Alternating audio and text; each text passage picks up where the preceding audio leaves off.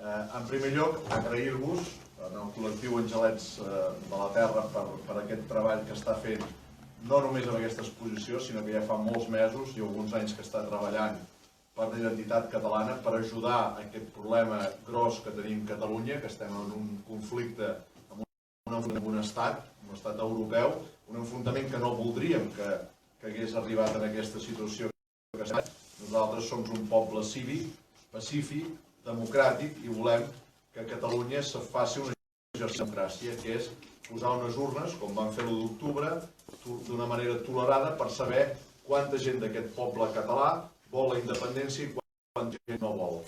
Abans d'ahir, aquesta setmana, el president espanyol, Pedro Sánchez, va estar a Brussel·les i va dir: nosaltres no podem acceptar cap procés a Catalunya perquè no tenen majoria social. Nosaltres diguem, posi unes urnes i veurem si hi ha majoria social.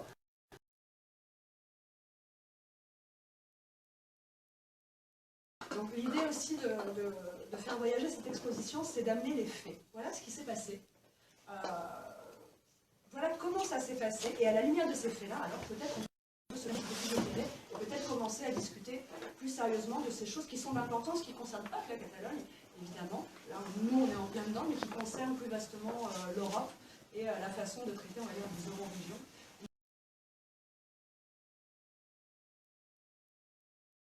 Par exemple, le ministre d'Extérieur espagnol, un mois après, il allait à la BBC, à l'Angleterre, je pense que c'est un pays démocratique fort, et dans un programme de Premier Time, on a montré quelques images, et le ministre, sans aucune honte, on a dit non, ça c'est un montage, ça n'existe pas, c'est provocation, et les journalistes ont dit, écoute, vous dites que, parce que ce sont les images qu'on a fait notre copain professionnel de la BBC, journaliste, vous dites que nous avons manipulé ça, alors...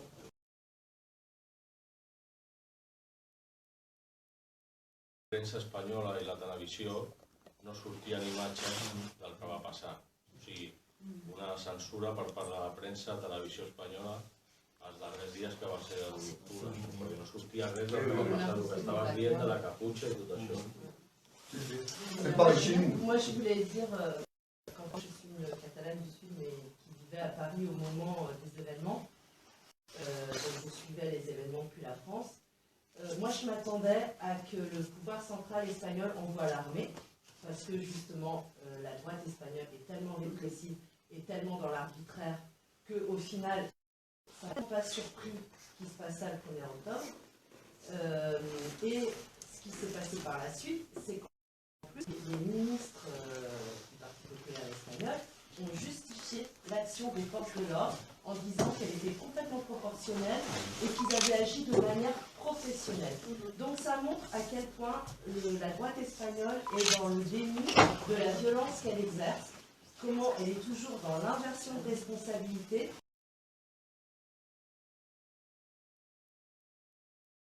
Aquesta cançó la som feta perquè durant justament el 1er d'octubre som anat a Gerona i després som passat a Figueres, i quan som arribat a Figueres, a l'església, hi havia tota una filada de gent amb el fum a les mans que esperaven la policia per els donar flors.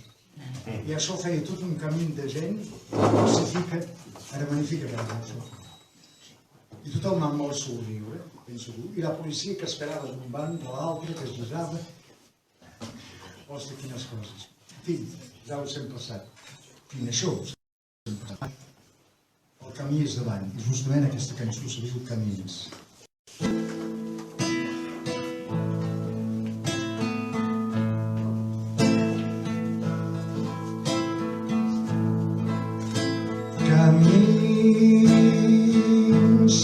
Camins de flor són els camins sense cap por.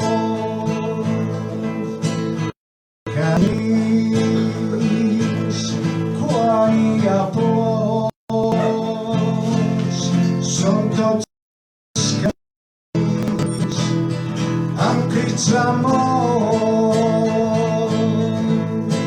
I tant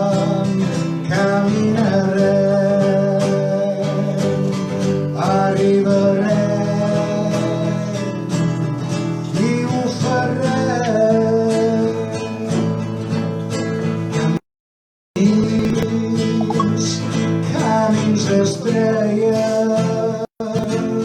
són els camins qui ens ensenya camins encadenats, són tots camins ple de veritat i tant caminarem, arribarem i ho farem.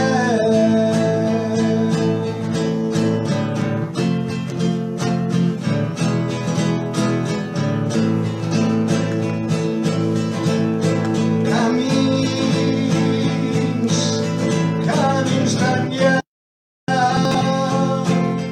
són els camins